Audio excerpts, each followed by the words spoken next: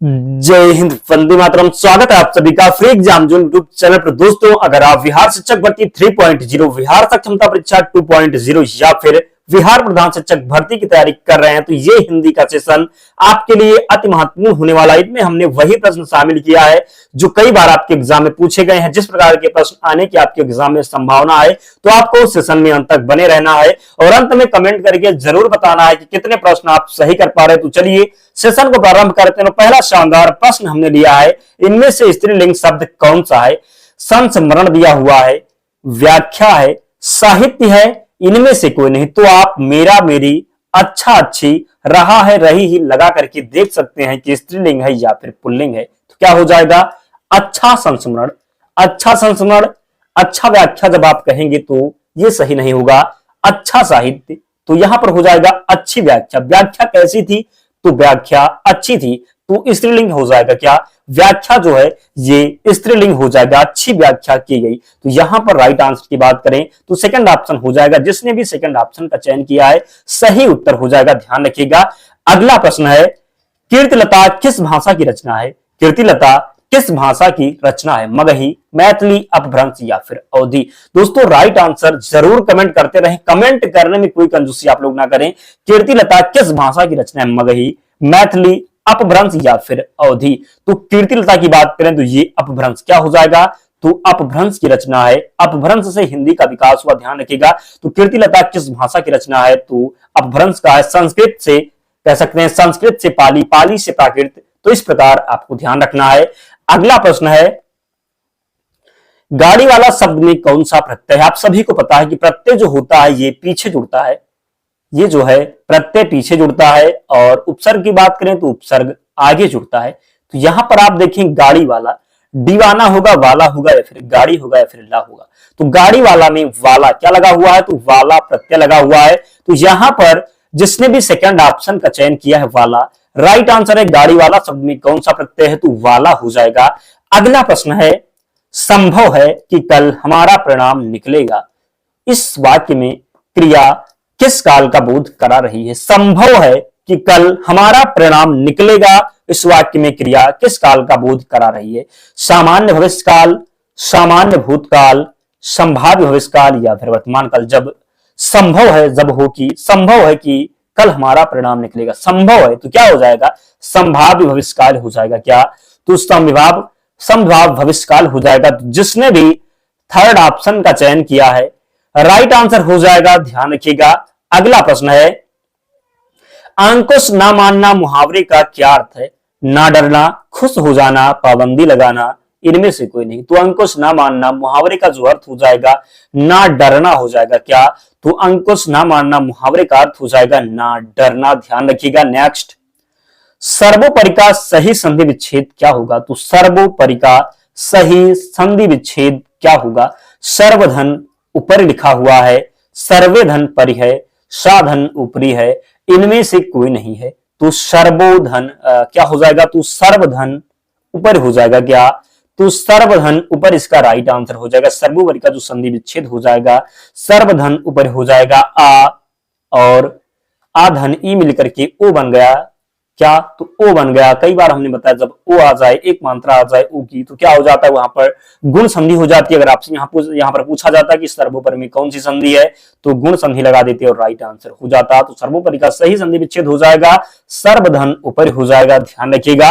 अगला प्रश्न है, डॉक्टर साहब कितनी देर में आएंगे, इस वाक्य में किस प्रकार के क्रिया विशेषण का प्रयोग हुआ है? स्थानवाचक, रीतिवाचक, संबंधवाचक या फिर इनमें से कोई नहीं। तो डॉक्टर साहब कितनी देर में आएंगे, कितनी देर में आएंगे, समय दिया हुआ है, समय दिया हुआ है। जब समय दिया हुआ है तो मैंने आपको बताया वहां पर जब समय दिया हो तो कालवाचक होता है। तो यहां पर जो राइट आंसर हो जाएगा इनमें से कोई नहीं हो जाएगा। तो डॉक्टर साहब कितनी देर में आएंगे, यहां पर कालवाचक हो जाएगा। क्या?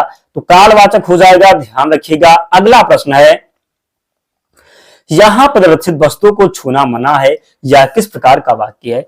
संकेतवाचक, निषेधवाचक, विधानवाचक या फिर इनमें से कोई नहीं।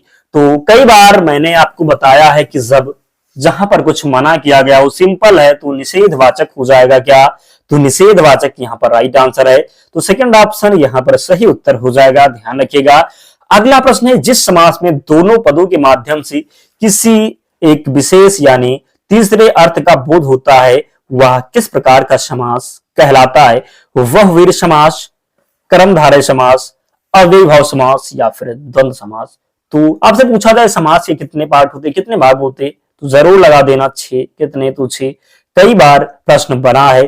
बात कर ले वह वीर समास की, तो यहीं पर किसी तीसरे पद की तरफ इशारा होता है, दोनों पद प्रधान नहीं होते और किसी तीसरे पद की तरफ इशारा, जैसे यहां पर लिखा गया जिस समास में दोनों पद के माध्यम से एक विशेष यानी तीसरे अर्थ का बोध हो, जहां पर कोई तीसरा पद प्रधान हो, जहां पर कोई तीसरा पद प्रधान हो वहां पर क्या हो जाता? तो बहुवीर समास हो जाता। इसमें भगवान जी का नाम आ जाता। तो ध्यान रखिएगा, जब तीसरे पद की तरफ इशारा हो, तीसरा पद प्रधान हो, वहां पर बहुवीर समास होता है। तो राइट आंसर इसका फर्स्ट ऑप्शन हो जाएगा। अगर हम बात कर लें कर्मधारय समास की, यहां पर कर्मधारय दिया हुआ है, तो जहां पर विशेषण और विशेष्य आपको मिल जाए, विशेषण और विशेष्य का संबंध हो, वहां पर कर्मधारय समास होता है। ध्यान रखना है, गलती बिल्कुल भी नहीं करना है, प्रश्न पूछा जाता है। अव्ययीभाव समास की बात कर लें तो गलती नहीं करना, जहां पर आपको उपसर्ग लगा हुआ मिल जाए, क्या? तो उपसर्ग लगा हुआ मिल जाए, आप ये जो है अव्ययीभाव समास लगा सकते हैं। जैसे आजीवन हो जाए, हो गया, क्या हो गया? तो आजीवन हो गया, प्रतिकूल हो गया, भरपेट हो गया। तो इस प्रकार ध्यान रखना है। और बात कर लें द्वंद्व समास की, तो जहां पर दोनों पद प्रधान हो, क्या हो? दोनों पद प्रधान हो, दोनों एक दूसरे के अपोजिट हो सकते हैं, जैसे कि राम सीता हो जाएगा, बीच में योजक चिन्ह भी आपको मिल सकता है, राम सीता। इस प्रकार पति पत्नी, यहां पर क्या हो जाएगा? तो द्वंद्व समास हो जाएगा। रात दिन हो गया। अगला प्रश्न देखते हैं, निम्न से तत्सम शब्द बताइए। मास दिया हुआ है, ससुर है, राष्ट्र है, इनमें से कोई नहीं। तो इनमें से तत्सम शब्द हो जाएगा, ये मास हो जाएगा। क्या? तो मास हो जाएगा। मास का जो वो होता है, क्या बोलते हैं, मास का जो तद्भव होता है, ये महीना होता है। क्या होता है? तो महीना होता है। ध्यान रखिएगा। तो यहां पर सेकंड ऑप्शन का चयन जिसने भी किया है सही उत्तर हो जाएगा। अगला प्रश्न है, जिसे किसी का डर ना हो, जिसे किसी का डर ना हो, उसके लिए एक शब्द आपको बताना है। क्या हो जाएगा? आप लोग कमेंट करके बताएं। निश्चल, निशंक, निर्भीक या फिर उपयुक्त सभी। दोस्तों, जिसने भी अब तक वीडियो को लाइक नहीं किया है प्लीज लाइक कर दें। आपसे विनम्र निवेदन है कि आप लोग हमारा सपोर्ट जरूर करें, क्योंकि हम आपके लिए इतनी मेहनत कर सकते हैं। तो आप वीडियो को लाइक कर सकते हैं और चैनल को जरूर सब्सक्राइब कर लें, क्योंकि यहां पर आपको बहुत हेल्प मिलने वाला है। जिस किसी जो है जिसे किसी का डर ना हो, निश्चल, निशंक या फिर निर्भीक या फिर उपयुक्त सभी। तो जो किसी जिसे किसी का डर ना हो उसे क्या बोलेंगे? तो निर्भीक बोलेंगे, किसी से ना डरने वाला।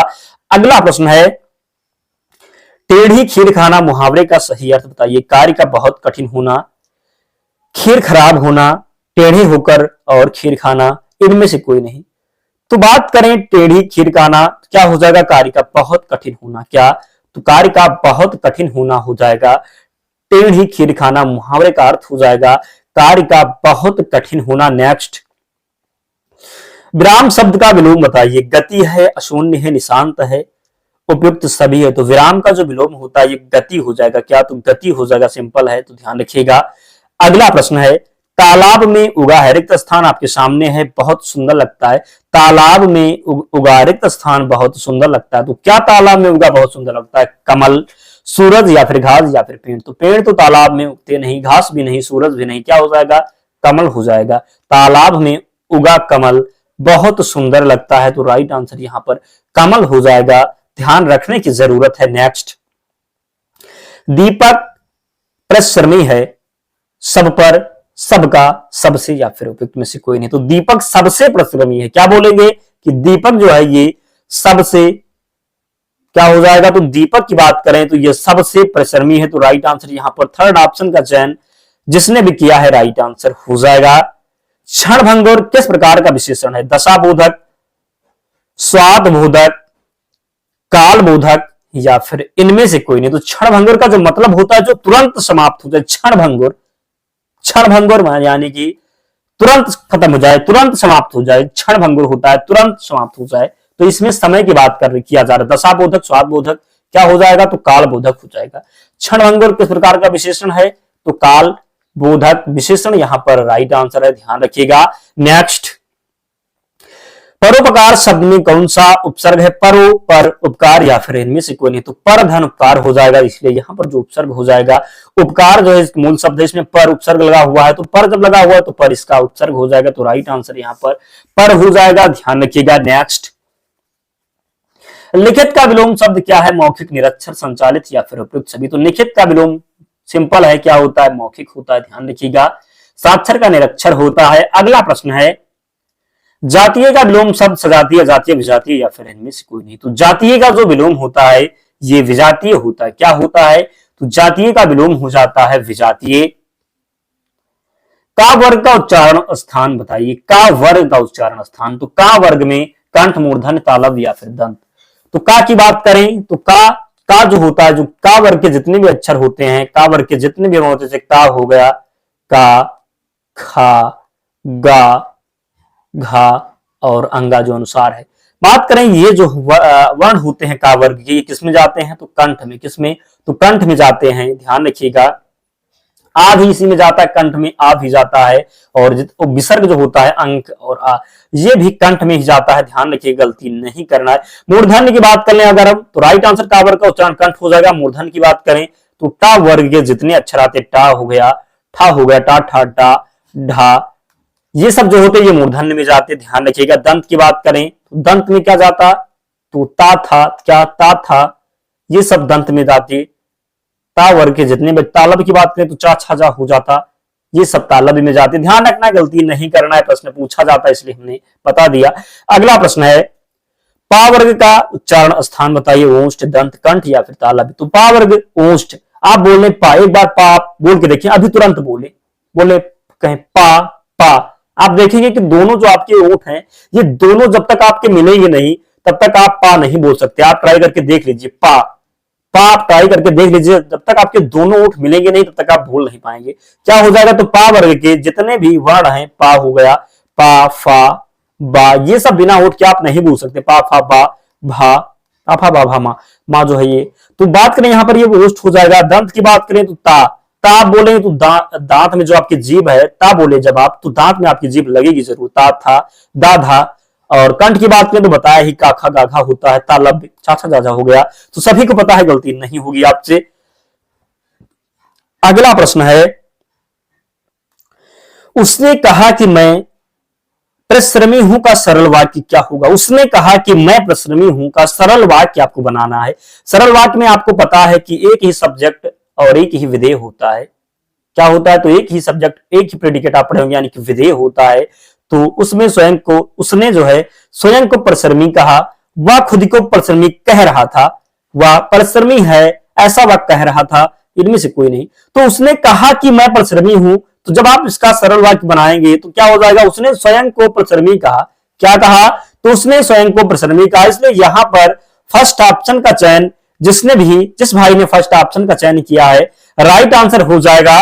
अगला प्रश्न है, पर सर्प में उपसर्ग कौन सा है? आपको बताना है पर सर्प में कौन सा उपसर्ग है। पर, पा, प्रा या फिर इनमें से कोई नहीं। तो सर्प में क्या लगा हुआ है? क्या लगा हुआ है? तो पर उपसर्ग लगा हुआ है, तो यहां पर फर्स्ट ऑप्शन राइट है। अगला प्रश्न है, व्यक्तित्व एक स्थिर अवस्था ना होकर एक स्थिर सगुण या गत्यात्मक, इनमें से कोई नहीं। तो जो आपका व्यक्तित्व है ये एक स्थिर अवस्था ना होकर या एक गत्यात्मक समष्टि है। क्या हो जाएगा? तो गत्यात्मक समष्टि है। तो यहां पर जिसने भी थर्ड ऑप्शन का चयन किया है, राइट आंसर हो जाएगा, ध्यान रखिएगा।